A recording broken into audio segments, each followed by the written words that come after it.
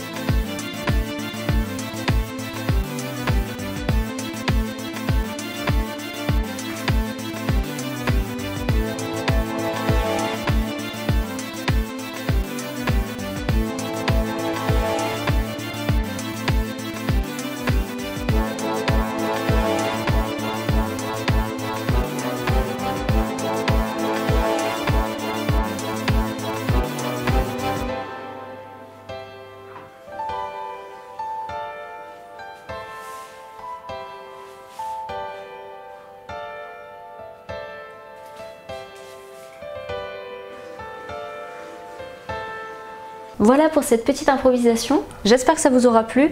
Moi je suis plutôt satisfaite du rendu parce que le travail improviser votre vie, c'est pas que du travail d'improvisation, c'est arriver à être tolérant envers soi-même et à apprécier le travail accompli.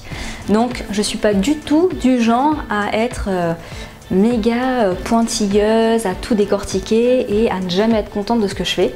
Au contraire, même s'il y a beaucoup encore de travail à effectuer et même si le résultat est loin d'être parfait, moi je suis heureuse de ce que j'ai pu produire sur la toile et ça m'a fait vraiment du bien et ça me fait plaisir de vous partager ça. J'espère que vous ferez cet exercice et j'aimerais bien que vous publiez sur le mur Improviser votre vie le résultat de votre travail, le résultat voilà, de cette improvisation dans lequel vous pouvez vraiment vous lâcher et vous libérer l'esprit. N'intellectualisez pas, c'est vraiment un travail super sympa à faire. N'hésitez pas à partager cette vidéo, à partager cette improvisation, à le faire vous-même, à me partager ce que vous avez créé. Et merci d'être toujours plus nombreux à me soutenir et à suivre ce projet. À bientôt!